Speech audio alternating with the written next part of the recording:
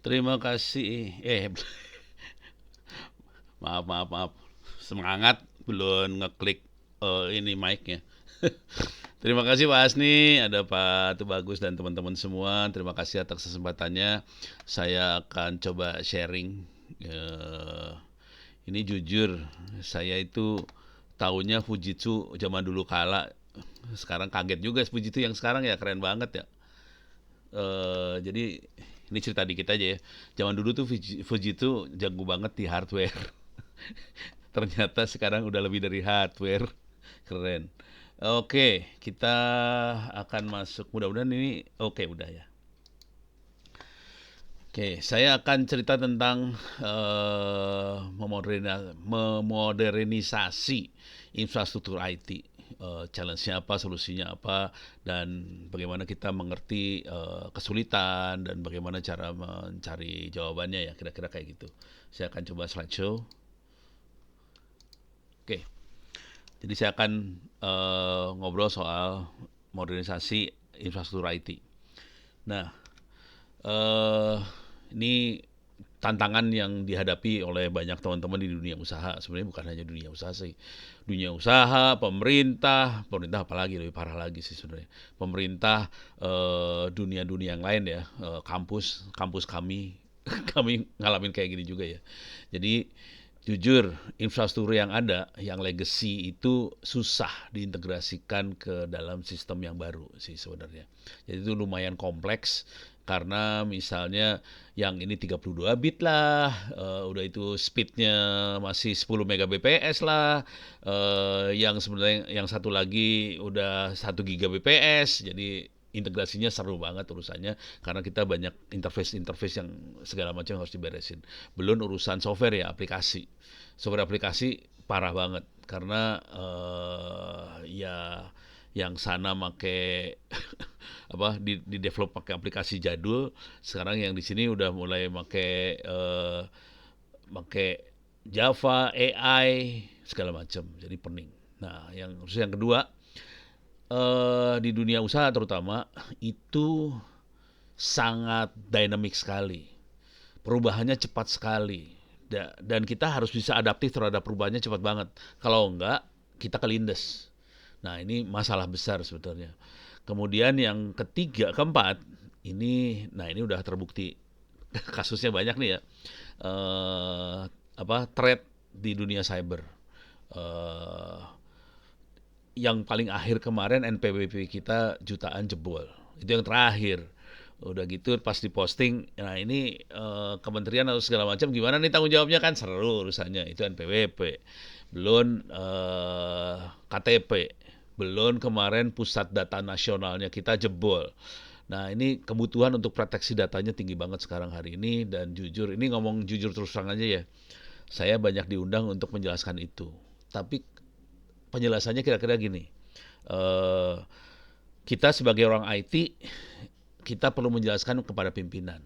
Nah, kebanyakan pimpinan ya tahu ada bahaya-bahaya serangan cyber. Cuman dia pengennya orang IT yang tanggung jawab. Nah, mereka tidak sadar bahwa sebetulnya serangan cyber terutama yang sampai menjebol data-data pribadi, urusannya harus kena denda sampai 50 miliar. Bahkan kadang-kadang aset dibekukan. Itu ada di undang-undang loh, itu hati-hati. Itu ada di undang-undang PDP, Perlindungan Data Pribadi, yang 2 tahun yang lalu ditandatangan, dan bulan Oktober atau November ini harus dioperasikan. Nah, untuk sampai seperti itu, yang harus tanda tangan semua urusan cyber security, inisiatifnya harus orang nomor satu di lingkungan di perusahaan situ. Nah, itu yang jadi masalah tuh. Nah, kemudian yang selalu dari tahun ke tahun adalah budget terbatas, sumber daya terbatas. Kita nggak mungkin investasi besar-besaran. Juga udah gitu ekspornya terbatas. Nah, ini seru nih. Kita optimasi ini semua untuk menghadapi apa yang kita hadapi di depan. Nah, ini seru. Kemudian karakter dari sebuah organisasi yang agile, yang bisa dynamic menghadapi tantangan di depan. Itu biasanya ini ada 6 karakteristiknya. Mereka biasanya share purpose-nya, tujuannya mau kemana, kemudian transparan, transparan sama knowledge sharing. Terus kita fokus pada layanan customer, dan itu benar-benar yang kita value customer. Atau kalau saya di kampus ya, kalau di kampus kan lebih ke mahasiswa, kita melayani mahasiswa. Nah itu yang kita value banget. Dan kalau mereka mendapatkan layanan yang prima dari kita, nama kampus naik, semuanya naik semua. Kemudian feedback loop, masukan dari bawah ke atas, itu harus dibuka lebar-lebar supaya kita tahu apa yang terjadi di bawah. Nggak bisa pimpinan tutup mata apa yang terjadi di bawah. Karena kalau nggak dibuka, kita akan sulit buat mencapai tujuan sih sebenarnya. Jadi feedback dibuka terus, interaksi atas bawah tinggi banget. Terus komunikasi juga cross, semua fungsi saling berinteraksi, dan ujungnya adalah selalu kita berusaha mengimprove secara kontinu semuanya. Nah, ini improve kontinu ini juga terjadi di semua lini ya. Apakah itu development operation, apakah itu cyber security, semuanya improve-nya kontinu. Nggak pernah kejadiannya kita bikin proyek, ditinggal sama konsultan, udah gitu didiemin, udah gitu udah pasti jalan. Nah itu minta maaf, itu yang sering terjadi di plat merah. Nah sebagai kita orang swasta itu, ini harusnya continue improve. Harusnya plat merah juga kayak gitu sih. Cuman kan mereka dibatasin oleh budgeting dan sebagainya. Nah tapi mindset pimpinannya harus continuous improvement sih sebenarnya. Nah, kalau kita lihat dari sisi tanda-tandanya, yang paling kelihatan banget adalah kolaborasi antar semua orang, baik semua orang, mitra dan sebagainya, itu paling tinggi sih sebenarnya. Kemudian bagaimana kita mengalign pada kebutuhan bisnis, terus akhirnya punya lingkungan kerja yang enak gitu ya. Terus akhirnya DevOps-nya enak, siklusnya di situ. Jadi kalau 4 yang paling gedenya yang itu. Yang kelimanya adalah kalau ada threat, ada eh, threat di cyber, itu responsnya cepat gitu ya. Ini kalau kalau ini lebih threatnya kompetisi ya. Kalau ada tantangan dari kompetitor, kita bisa respons dengan cepat. Ini semua bisa terjadi kalau kita punya kolaborasi yang baik, punya lingkungan kerja yang baik dan sebagainya. Oke. Nah, ini bukan rahasia sedikit sih. Kalau Anda pernah jalan-jalan ke perusahaan-perusahaan besar ya, yang kita sering pakai G bintang, apa segala macam, itu ruangannya, itu lantainya floor terbuka. Jadi environment-nya enak banget, dan kecenderungan orang untuk tinggal di kantor akhirnya. Nah itu kalau udah kayak gitu, itu si perusahaan jadi agile sekali sih, gitu kira-kira gitu ya. Nah, untuk bisa kunci supaya bisa punya infrastruktur yang agile, itu yang paling penting adalah kemampuan untuk beradaptasi secara cepat. Intinya itu aja sih. Bagaimana kita dengan kebutuhan bisnis yang berubah dengan cepat, kemudian kondisi pasar yang berubah cepat, ini kita membutuhkan kemampuan untuk berubah dengan cepat tadi.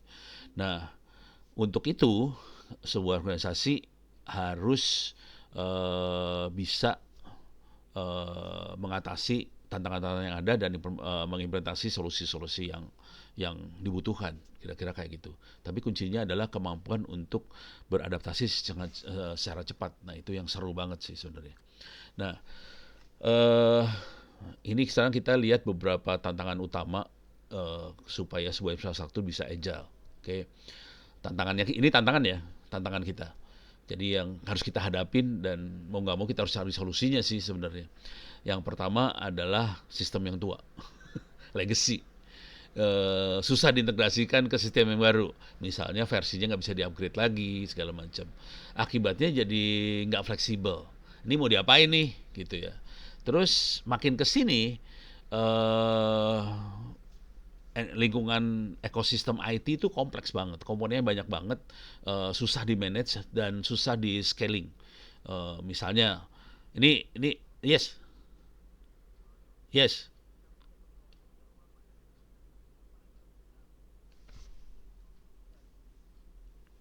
oke, waduh minta maaf bureng ya.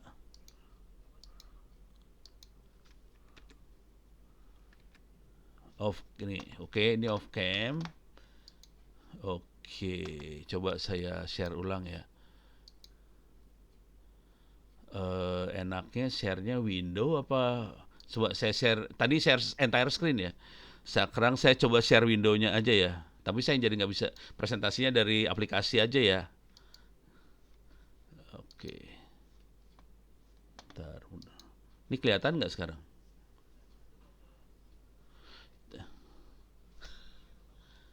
Oh, oke oke oke. Oke, nggak apa-apa ya. Muka saya juga jelek buat dilihat sih sebenarnya. Iya sih. Yang suka sama saya cowok semua. Ini gimana kondisinya coba saya. Ini gimana sekarang kondisi?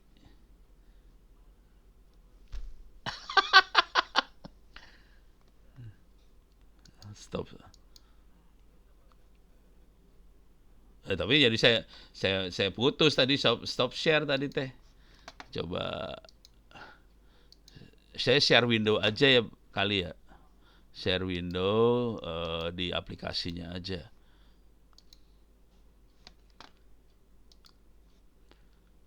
Kumaha. Oh berarti video turun lagi.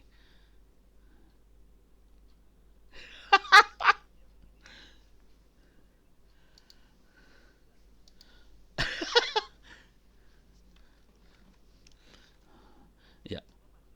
Oh ya buat teman-teman, ya syukur-syukur ya minta tolong kalau bisa di-share PowerPoint-nya ke PowerPoint lagi PDF-nya ke teman-teman ya bagus banget sih. Oke, gue udah mulai lupa tadi. Jadi berapa tantangan yang jadi kunci supaya supaya si IT infrastruktur itu jadi agile ya. Satu, kita menghadapi sistem yang tua, legacy. Oke, kemudian itu kompleks, komponennya banyak, sangat susah di manage, scalingnya juga susah. Scaling itu maksudnya gini, kalau kita punya beban gede, bagaimana kita membesarkan infrastruktur. Kalau tiba-tiba bebannya jadi kecil, infrastrukturnya harus dikecilin kan, supaya nggak mahal gitu. Bagaimana kita bisa scaling cepat kayak gitu. Kemudian tim-tim yang ada biasanya tidak efisien dan silo. Jadi masing-masing kerja masing-masing, gue nggak peduli sama yang lain. Akibatnya itu menjadikan delay di proses decision making, juga akhirnya eksekusi project itu delay semua nih, silo yang kayak gini. Ini ya itu udah kejadiannya banyaknya kayak gitu sih. Kemudian masalah security. Sekarang serangannya dahsyat banget, membuat kalau si infrastruktur jadi aman itu setengah mati. Ini ngomong jujur terus terang aja ya. Hari ini kampus kami, kampus ya ya. Oh oke oke oke saya tutup sok. Sip. Oh ini, oh keren. eh Ya, nih security concernnya itu udah kelihatan di situ. Itu masalah keamanan ya. Dan terakhir adalah biaya. Bagaimana caranya kita bisa agile, kita bisa gerak cepat, tapi jangan mahal-mahal. Ini penting banget. Oke, next. Oke. Oh oke. Kayak nggak berubah tapi berubah ya. eh Solusi ini terusannya lagi ya, solusi-solusi yang kunci supaya kita bisa agile. Salah satunya kuncinya adalah adopsi cloud. Ini seru, kita harus cari provider cloud sih sebenarnya. Nah ini nanti jawabannya ada di teman-teman di Fujitsu ya. Kemudian ada juga infrastructure as a code. Nah itu masuk dalam provider cloud. Yang seru banget adalah DevOps sama DevSecOps. Oke. DevOps sama DevSecOps boleh aja di di subkontrakin keluar. Kalau kita punya orang tim di dalam yang punya kemampuan seperti itu bagus banget sih. Cuman ini dicari banget orang-orangnya hari ini sih. Ini saya sebagai orang kampus, saya kerasa banget banyak banget teman-teman yang minta orang ke saya. Saya yang ngajarnya punya kepala nyari orangnya asli nggak gampang nih. Yang keempat automation, semua supaya semua kerjaan bisa otomatis mengurangi error dan menaikkan efisiensi gitu ya. Setelah kita bisa otomatis kayak gini, sebagian waktu resource yang ada akhirnya kita bisa pakai untuk melakukan inovasi supaya kita lebih agile lagi gitu kira-kira. Nah, yang seru juga kita pakai yang namanya microservice arsitektur. Jadi arsitekturnya microservice. Arsitekturnya nggak lagi kayak zaman dulu ya. Kita punya web server gede segala macam. Ini kita pakai aplikasi-aplikasi kecil yang lebih scalable dan lebih tahan banting. Maintenance-nya juga lebih gampang banget. Dan ini nempel banget sama cloud, nempel banget sama client to client communication, sama chat. Itu nempel banget. Kalau kita bisa pakai chat segala macam, ini sebenarnya bisa aman juga sih. Oke, yang terakhir, next. Oke, nah masih terus key solution. Ini key solution banyak banget sih sebenarnya ya. Jadi kunci-kuncinya banyak sekali. Eh tapi kalau Anda lihat perhatiin baik-baik, ini banyaknya nanti berbentuknya sangat kecil-kecil, agile, semuanya mainnya cloud, container gitu ya, portable, Docker, Kubernetes mainnya di sana sih. Cuman kalau kita nggak nguasain, ya kita bisa sub aja. Dan itu memungkinkan kita bisa jadi fleksibel sih sebenarnya. Membuat kontainer Docker segala macam bisa fleksibel. Nah, yang seru juga adalah bagaimana kita bisa secara kontinu mengintegrate dan kontinu deliver. Semuanya proses build, test, deploy, ini urusan DevSecOps, DevOps itu bisa dibikin otomatis semua. Dan kalau ini bisa dibikin continue segala macam, akibatnya kita bisa mempercepat proses, juga mereduce risk yang ada. Nah, kemudian kita juga perlu yang namanya API first approach. Kita mendesain, membuat aplikasi di sekitar API supaya bisa gampang interoperability sama integrasi ke mana-mana. Jadi API jadi menarik. Cuman ya proses security juga jadi menarik juga sih. Nah, yang ini teman saya Gildas yang biasanya suka marah-marah urusan yang sebelah sini. Ini security by design. Jangan sampai security-nya itu tambal sulam. Kejadian yang ada hari ini sebagian besar, ini minta maaf ini kebanyakan bukan di swasta ya. Ini kebanyakan di plat merah. Itu mereka security-nya tambal sulam karena kebanyakan si vendor-vendor, bukan vendor kali ya. Karena pimpinannya juga enggak terlalu mumpuni, akhirnya ya pokoknya jalan web servernya. Ya kita bisa ngasih layanan publik. Dia tidak mikirin secara keseluruhan arsitekturnya supaya aman. Jadi harus dari awal waktu kita bikin sistem, kita harus bikin sistem itu workflow-nya, bisnis prosesnya memang aman dari awalnya. Nah, itu harus dipikirin dari awal sih. Dan yang selanjutnya adalah data driven decision making.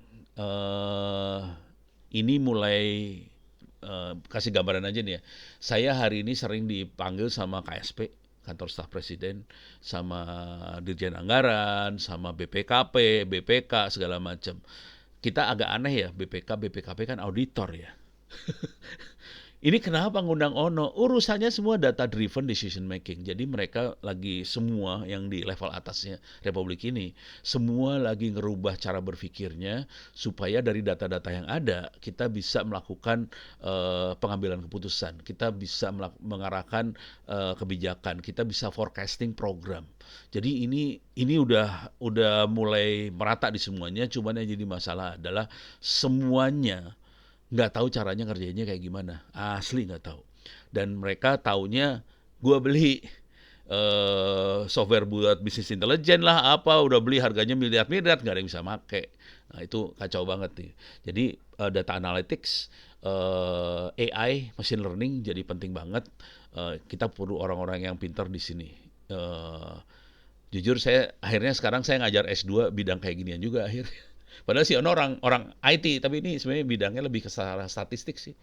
Tapi ya karena sedikit statistiknya ada ya bisa aja sih ngajarnya. Jadi ini jadi penting banget nih sekarang. Oke, konsekuensi dari kalimat ini adalah perhatikan data kita baik-baik. Nah, cuman kalau kita sebagai si operation harus harus ngopeni data juga, pening kepala sih. Paling susah dari data adalah bagaimana kita bisa maintain data bertahun-tahun dengan format yang sama. Soalnya kalau enggak kita harus ganti-ganti format, pening kepala nih urusannya.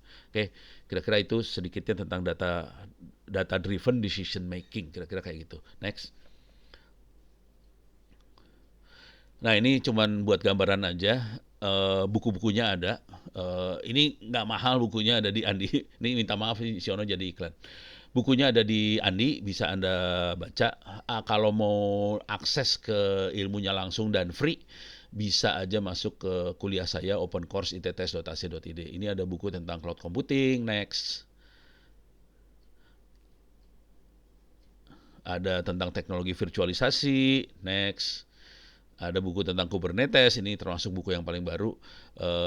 Dan yang terakhir yang ini gue ceritain dikit ya. Ini apa? Yang terakhir yang insiden cyber. Ini kasih tahu cerita. Ini buku insiden cyber saya bikinnya sambil memperhatikan teman-teman di Tangerang Selatan sih. Mereka diserang sama judi online, sama gacor dan sebagainya. Waktu mereka kerja banyak prosedur yang salah sih. Akhirnya dicatat segala macam jadi buku ini. Setelah buku ini terbit, akibatnya fatal ternyata. Kita diserangnya lebih dahsyat lagi sekarang.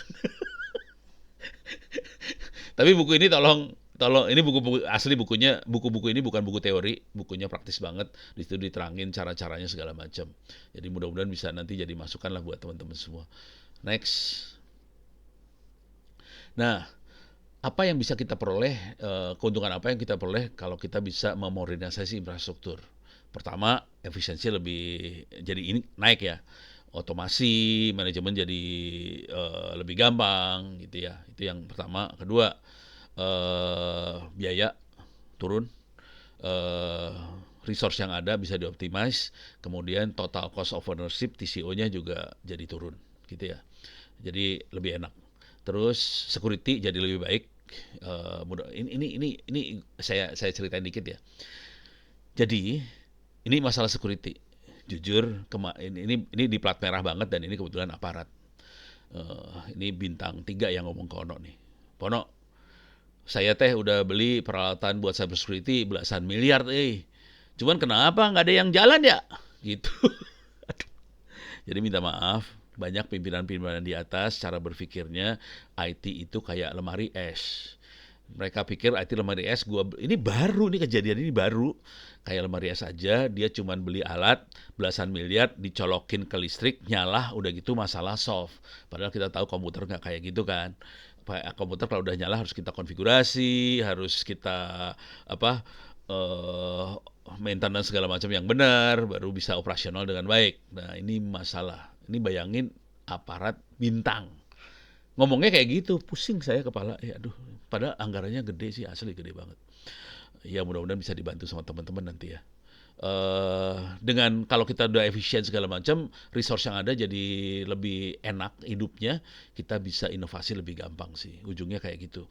Konsekuensinya dengan inovasi lebih gampang, kita lebih fleksibel, akhirnya jadi agile. Ya, kalau ada apa gerakan di pasar segala macam, kita jadi bereaksinya jadi cepat banget. Jadi kuncinya sebelah sana sih sebenarnya. Next lagi. Nah, kita perlu cari eh, provider yang bisa melayani, yang bisa ngasih solusi yang komprehensif. Eh, ini providernya ini harus punya akses ke server yang modern, storage yang efisien dan sebagainya. Nah, ini kebetulan si iklan ya nggak apa-apa lah. Fujitsu ini orang server, storage dan sebagainya. Dulunya saya tahu yang itu, ternyata sudah berkembang yang sekarang ya. Jadi kemudian OpenStack Kubernetes Expertise ini juga ternyata saya juga baru tahu ada di Fujitsu ternyata. Kemudian punya portofolio produk yang komplit dari ujung ke ujung. Oke, nah juga punya kemampuan layanan profesional, konsultasi segala macam. Jadi, tapi ini nanti biar teman-teman Fujitsu yang cerita lah ya. Cuman yang paling yang menarik buat saya, kebanyakan provider-provider yang ada bukan pabrik hardware, kebanyakan. Ini beda banget yang ini ternyata. Karena dia punya background pabrik hardware yang dahsyat dulu. Dari dulu saya sekarang juga sama sih sebenarnya, kayaknya sama dahsyatnya. Nah, itu yang bikin keren sih sebenarnya. Kalau yang lain kan banyak kan hardware-nya ngambil dari tempat lain. Atasnya ada, tapi hardware-nya tempat lain. Kalau ini hardware sampai segala macamnya ada, konsekuensinya dia bisa sangat align banget dari ujung sampai ujung konsekuensinya. Itu jadi menarik gitu. Oke, next. Nah, ada beberapa solusi praktis mungkin yang akan bisa di-deliver oleh si provider. Salah satunya bisa cloud, gitu. Ada banyak model cloud, ada infrastructure as service, ada platform as service segala macam lah. Nah, mungkin kemungkinan besar nanti si provider mungkin akan nawarin yang mana. Bisa in-house, bisa ditaruh on-premise, bisa juga taruh di luar, tergantung kebutuhan kita semua sih sebenarnya. Eh, ini kalau mau jujur nih, jujur dulu terus terang aja sih. Kalau saya akan pakai dua-duanya sih sebenarnya. Saya akan pakai yang on-prem, sama saya akan pakai yang di luar. On-prem buat semua data lokal saya ada di on-prem, cuman saya di luar saya akan minta tolong providernya buat customer, terutama supaya jadi gini cara berpikirnya, semua serangan biar dihajarin ke luar aja. Cuma data kita selamat di on premise. Jadi saya selalu pakai dua cloud sih sebenarnya. Ada di dalam sama di luar gitu. Nah, cuman yang di luarnya ya minta tolong providernya, biarin providernya punya kepala dulu. Nah, itu cloud ya. Nah, kemudian managed service, infrastrukturnya dihandle oleh si provider, yang dimana dalam provider itu banyak orang-orang yang ahli yang akan menghandle layanannya tadi. Oke. Dan mudah-mudahan kalau ini udah mulai dihandle, itu akan memudahkan kita untuk melakukan transformasi digital, gitu ya. Ini seru nih transformasi digital, karena ini bukan sekedar hardware sih sebenarnya. Jadi dia akan ngerubah mindset, merubah budaya, segala macam. Kalau yang benar ya, kita bisa merubah seperti itu. Contoh ini, saya kasih contoh transformasi digital yang ada di kampus. Oke, pada zaman dulu kala di kampus, di banyak kampus di Indonesia, yang namanya ujian itu pakai kertas, ditentukan tanggal jamnya. Itu zaman dulunya. Yang ada sekarang bukan transformasi digital. Jadi tetap ditentukan jam sama waktu, cuman ujiannya dilakukan secara online, pakai e-learning. Itu bukan transformasi digital, itu namanya digitalisasi. Jadi banyak kampus masih salah. Mereka digitalisasi yang terjadian. Dan ini juga banyak terjadi di pemerintah kita. Yang ada digitalisasi bukan transformasi digital. Yang saya uji nyali di kampusnya Ono itu di ITTS, kita melakukan transformasi digitalnya kacau banget, dahsyat banget. Kita anak-anak, terutama di kuliahnya Ono, Anda boleh ngerjain ujian dari sekarang, awal semester sampai akhir semester, kapan aja, di mana saja, tidak usah pakai browser yang khusus buat ujian, boleh sebelahan, duduk sebelahan nggak masalah. Ini buat ngasih gambaran aja pada Anda, ada hampir 24.000 orang sekarang untuk kuliah cyber security. Dengan kondisi seperti itu, boleh nyontek dan ujiannya tidak ada yang ngawasin, yang bisa lulus dapat nilai 90 dari 23.000 orang, cuman 35 orang. Padahal boleh nyontek. Nah, seru kan?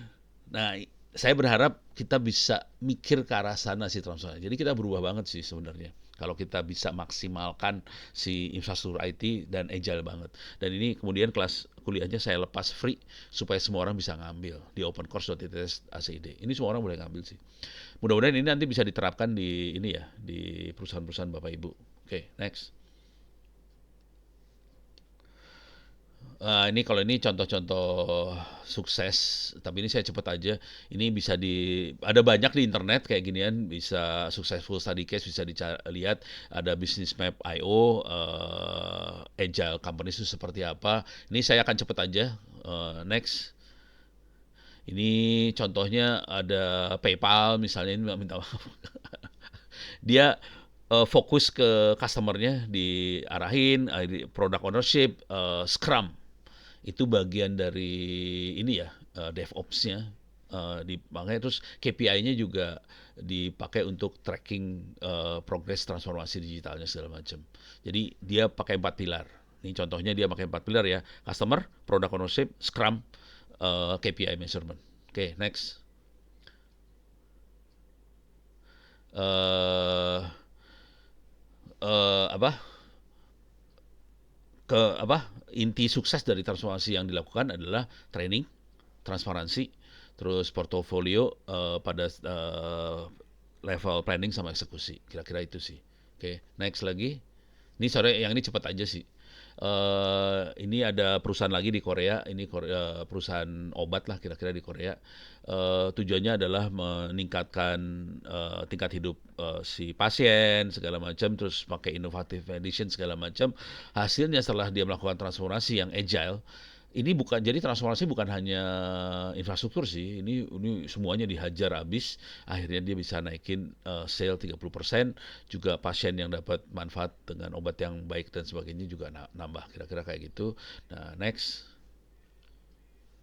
Strateginya ini membuat organisasi lebih adaptable ke change, fokus ke customer lagi, decision making dibikin streamline, terus empower tim untuk ambil leadership, terus identifikasi area untuk perbaikan sama development, membuat tim-tim khusus untuk pasien group yang spesifik, terus juga kolaborasi.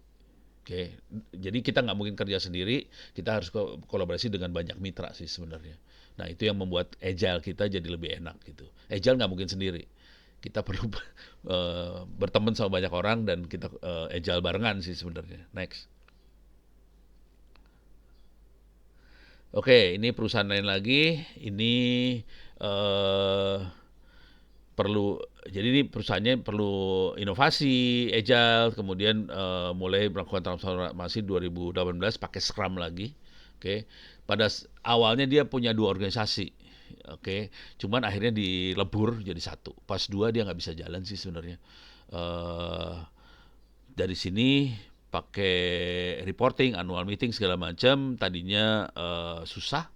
Kemudian pimpinannya ngambil alih, hajar habis semuanya, diratain di apa silo-silonya diratain, akhirnya bisa jalan semua jadi satu, agile-nya lebih gampang. Jadi ini leadernya yang turun banget. Next. Jadi leadershipnya yang turun. Ini kalau leader sama owner turun, bawah harus ikut semua sih. Kalau ini enak banget, ini top down-nya bagus banget. Jadi yang ini contoh yang top down, kemudian eh, memprioritaskan pada backlog yang ada di seluruh perusahaan, kemudian planning yang agile supaya bisa beradaptasi dengan perubahan pasar yang cepat. Oke.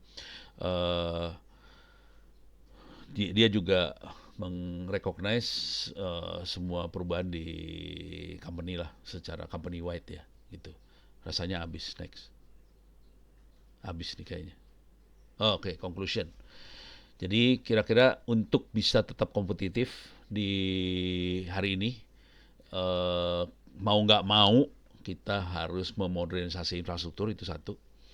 Terus sebaiknya berpartner dengan provider yang terbaik, supaya usaha kita bisa eh, apa bisa mengadres, mendapatkan solusi yang terbaik, dan akibatnya kita bisa memenuhi challenge tantangan dari dunia market yang ada, kira-kira gitu. Strategi ini akan menghasilkan keuntungan yang luar biasa, terutama menaikkan efisiensi, performance, dan ujungnya adalah customer satisfaction gitu. Oke, mudah-mudahan ini bisa bermanfaat buat teman-teman semua, dan mudah-mudahan teman-teman semua bisa semakin baik rezekinya, terutama nanti di pergantian pemimpin. Terima kasih banyak, saya kembalikan pada teman-teman Fujitsu. Thank you.